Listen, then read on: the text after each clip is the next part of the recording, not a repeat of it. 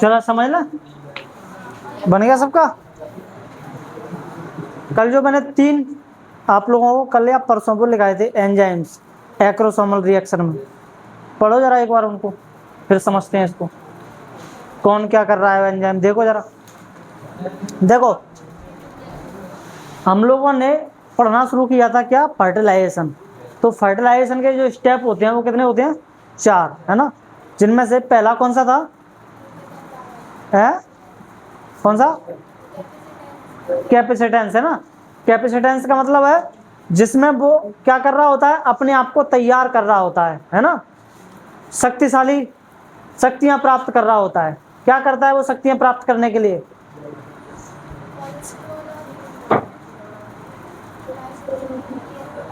Cholesterol और glycoprotein की layer को हटाता है ना अपने ऊपर से, यानी कि हेड से, ठीक है।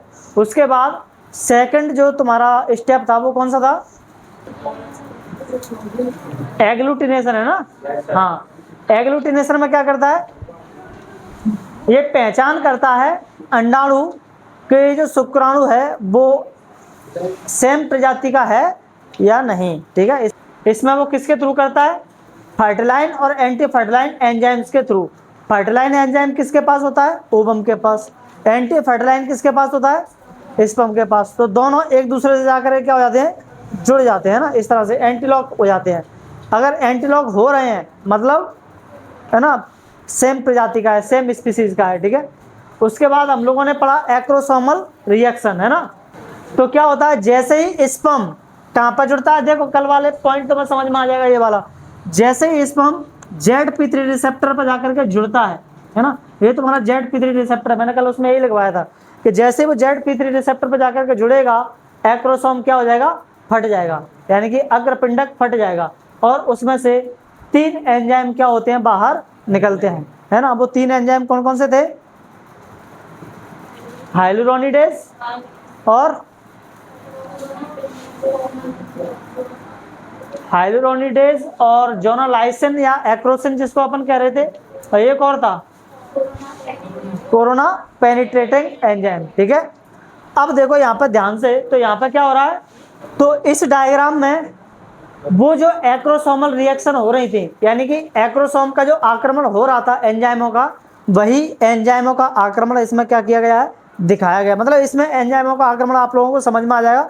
ये वाली तुम्हारी जो लेयर है बाहर वाली, सबसे बाहर वाली, इसको अच्छा सबसे अंदर से शुरू कर लेते हैं। इसका नाम नहीं लिखा मैंने, ये मैंने गलत कर दिया है, इसको यहाँ तक ले जाओ, है ना। ये है प्लाज्मा मेम्ब्रेन, ठीक है। और ये है तुम्हारी क्या, जोना पेलुसिडा, ये वाली जो ये वाली है ना, ये है तुम्हारी जोना पेलुसिडा।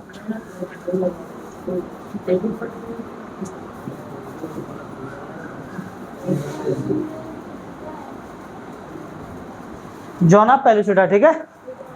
ये वाली प्लाज्मा मेम्ब्रेन है, और ऊपर वाली रेड वाली कौन सी है, जोना पेलुसिडा, ठीक है। और जोना पेलुसिडा के ऊपर ही आप लोगों को दिखाई दे रहे होंगे ZP3 रिसेप्टर।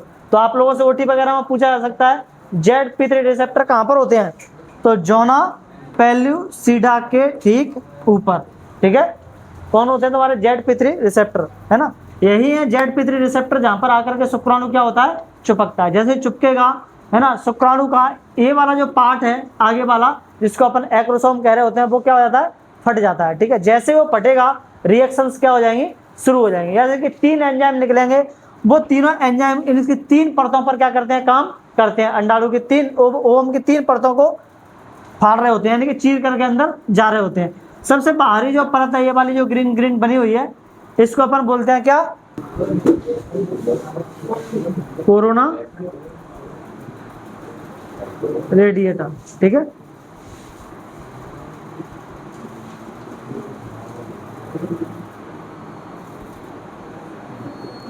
Corona radiata. अब मैंने आप लोगों को कल एक एंजाइम बताया था, रेडिएटा पेनिट्रेटिंग था, कौन सा था, कोरोना पेनिट्रेटिंग। तो वो एंजाइम किस पर काम करेगा, इस पर काम करेगा ना, कोरोना। अब यहां पर लिखना मत, ठीक है। अगर याद ना रहे तो लिख लेना। पेनिट्रेटिंग एंजाइम वो किस पर काम करता है? तुम्हारा कोरोना रेडिएटा पर काम करता है और इसको खत्म कर देता है, ठीक है। और आप लोगों को कोरोना रेडिएटा जो चिपके हुए हैं वो एक सीमेंटिंग मटेरियल से चिपके होते हैं, जिसको अपन क्या बोलते हैं, ठीक है, ये वाला, ये जो दिख रहा है ना, ये ग्रीन ग्रीन हाइलुरोनिक एसिड। तो हाइलुरोनिडेज कहाँ पर काम करता है तुम्हारा? इस पर काम करता है और इसको पिघला देता है ना, एकदम पतला कर देता है, ताकि ये क्या हो जाए, पिघल जाए और शुक्राणु आराम से इसमें अंदर जा पाए, ठीक है। उसके बाद वो जैसे ही यहाँ पर पहुँचेगा, है ना, कौन सी मेम्ब्रेन है, जोना पेलुसिडा पर, तो मैंने आप लोगों को एक एंजाइम और दिखाया होगा, कौन सा वाला, जोनालाइसिन एंजाइम, ठीक है। तो नाम से ही पता चल रहा है जोनालाइसिन कहाँ पर काम करेगा, जोना पेलुसिडा पर काम करेगा और जोना पेलुसिडा को क्या कर देगा, तोड़ देगा। और अंदर मिलेंगे आप लोगों को यहाँ पे साइटोप्लाज्म के अंदर ग्रेन्युलोसा सेल्स, कॉर्टिकल ग्रेन्यूल्स, है ना।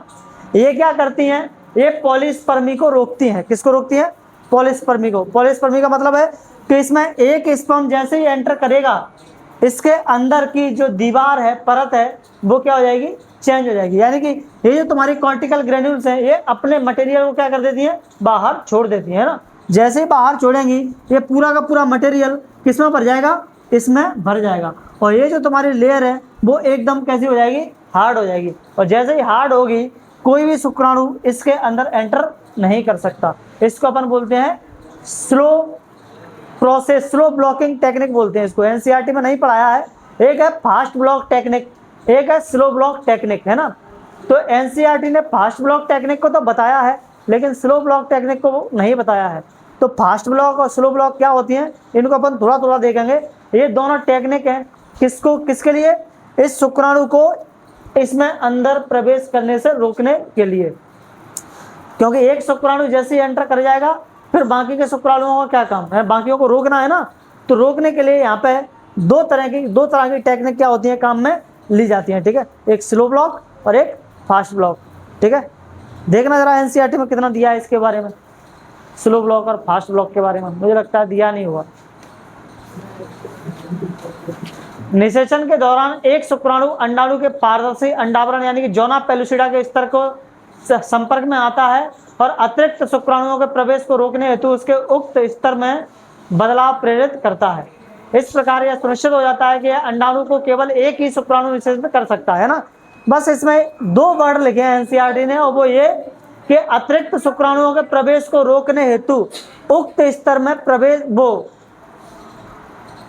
में बदलाव प्रेरित करता है ना। यहाँ पर कुछ बदलाव होते हैं, बस उसने इतना लिखा है। क्या बदलाव होते हैं, कैसे होते हैं, उसने कुछ नहीं बताया इसके बारे में, ठीक है। तो अपन उसको पढ़ लेते हैं, क्या बदलाव होता है, कैसे होता है, ठीक है।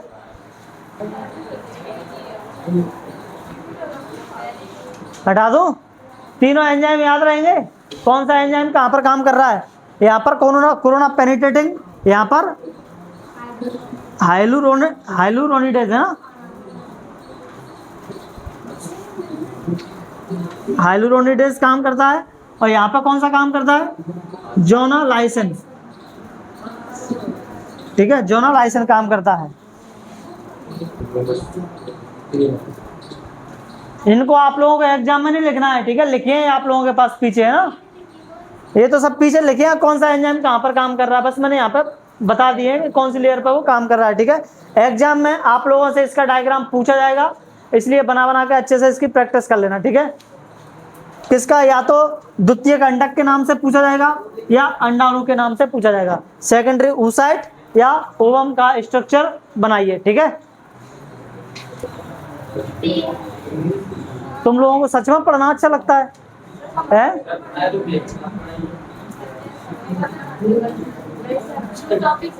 जैसे मैं पढ़ के सुना देता हूँ एक बार, है, अगर समझ में आ जाए तो अच्छी बात है। वैसे सच में बच्चों को ऐसे लगता था अभी तक, जैसे पढ़ाते हैं ना, बोल बोल के लिखा दिया और टीचर बड़बड़ा के निकल लिया, डायग्राम्स बना करके कभी समझाया ही नहीं। बच्चों को वही पढ़ाई लगती थी एक्चुअल में, कि ऐसे ही तो पढ़ते हैं। लेकिन हम लोगों ने कितने सारे डायग्राम्स बना बना करके पढ़ाए हैं, समझाइए हर चीज को।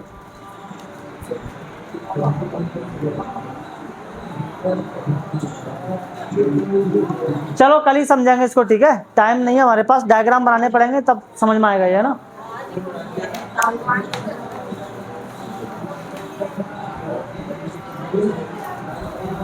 चलो कुछ क्वेश्चन तो बता जाओ मेरे को जाते जाते। चलो बताओ। मादा जनन मार्ग में, यानी कि जो फीमेल जेनाइटल है ना, क्या बोलते हैं, फीमेल जेनाइटल डक्ट नहीं, ट्रैक्ट, ट्रैक्ट यानी कि रास्ता में पहुंचने के बाद शुक्राणु के सिर से कोलेस्ट्रॉल और ग्लाइकोप्रोटीन का हटना तथा उसकी पूंछ का अत्यधिक गतिशील होना क्या कहलाता है? क्या सुना आप लोगों ने? जैसे शुक्राणु फीमेल जेनाइटल डक्ट में पहुंचेगा, उसके हेड से तुम्हारी दो चीजें हटेंगी, एक तो ग्लाइकोप्रोटीन और एक कोलेस्ट्रॉल, और उसकी पूंछ में तेजी आएगी। इस प्रोसेस को क्या बोलते हैं? कैपेसिटेंस, है ना। अगला क्वेश्चन है तुम्हारा, योग्यता प्राप्ति यानी कि कैपेसिटेंस। कैपेसिटेशन के दौरान शुक्राणु की पूंछ की गति को बहुत तेज करने के लिए किस विशिष्ट आयन का शुक्राणु के अंदर प्रवेश करना आवश्यक होता है? कैल्शियम आयंस, है ना। 2 मिनट है। Specific recognition, species specific recognition यानी कि प्रजाति विशिष्ट पहचान के लिए अंडाणु की सतह पर फर्टिलाइजन होता है, तो इसके जवाब में शुक्राणु के सिरे पर कौन सा एंजाइम होता है? एंटी फर्टिलाइजन, है ना। अभी बताया था मैंने, एंटी फर्टिलाइजन कल भी बताया था आप लोगों को। फर्टिलाइन होता है ओवम पर, एंटी फर्टिलाइन होता है किस पर? स्पर्म पर, ठीक है। शुक्राणु के एक्रोसोम से निकलने वाला कौन सा sperm lysin enzyme corona radiata की कोशिकाओं के बीच में सीमेंटिंग पदार्थ हाइलुरोनिक एसिड को घोल देता है? हाइलुरोनिडेज, है ना। अगला क्वेश्चन है तुम्हारा, शुक्राणु के सिर यानी कि जोना पेलुसिडा की बाहरी चौखट पर उपस्थित कुछ विशिष्ट ग्लाइकोप्रोटीन रिसेप्टर सुरक्षा ताले से आकर सबसे पहले जुड़ता है, उसको क्या कहते हैं? ZP3 रिसेप्टर या ZP1 रिसेप्टर या एंटी फर्टिलाइजन रिसेप्टर या कोरोना रिसेप्टर? ZP3 रिसेप्टर, जहां पर आकर के सबसे पहली बार शुक्राणु क्या होता है? जुड़ता है ना। एक ही अंडाणु के अंदर एक से अधिक शुक्राणुओं का प्रवेश करके उसे निषेचित करने की स्थिति वैज्ञानिक रूप से क्या कहलाती है? पॉलिस्पर्मी, है ना। अब एक ही अंडाणु है, एक ही ओवम, उसके अंदर 3-4 शुक्राणु घुस गए और उन्हें फर्टिलाइज कर दिया, तो क्या कहलाएगा वो? पॉलिस्पर्मी, ठीक है। अगला क्वेश्चन है, पहले शुक्राणु के छूते ही कुछ सेकंड के लिए होने वाले तीव्र विद्युत अवरोध यानी कि फास्ट ब्लॉक टू पॉलिस्पर्मी के दौरान अंडाणु की प्लाज्मा झिल्ली का विभव बदलकर कितना हो जाता है? ये मैंने अभी आप लोगों को नहीं पढ़ाया, ये इससे पूछ रहा है वो, ठीक है, तो मैंने नहीं पढ़ाया अभी आप लोगों को ये। अगला क्वेश्चन है, अंडाणु यानी कि ओवम की प्लाज्मा झिल्ली और जोना पेलुसिडा के बीच उपस्थित जो खाली स्थान है, गैप है, उसको क्या कहा जाता है? जहां कॉर्टिकल कणिकाएं अपने एंजाइम छोड़ती हैं। इस वाले की बात कर रहा है, इस वाले की बात कर रहा है, ये बीच में जो स्पेस है, पेरीवाइटलाइन स्पेस, ठीक है। अगला क्वेश्चन है, स्थायी रासायनिक अवरोध, ये वाला पूछ रहा है, इससे तो ये हम लोगों ने अभी नहीं किया है। अगला क्वेश्चन है, विजेता शुक्राणु का केंद्रक, ये भी नहीं किया है, चलो कल करते हैं, ठीक है, जाओ।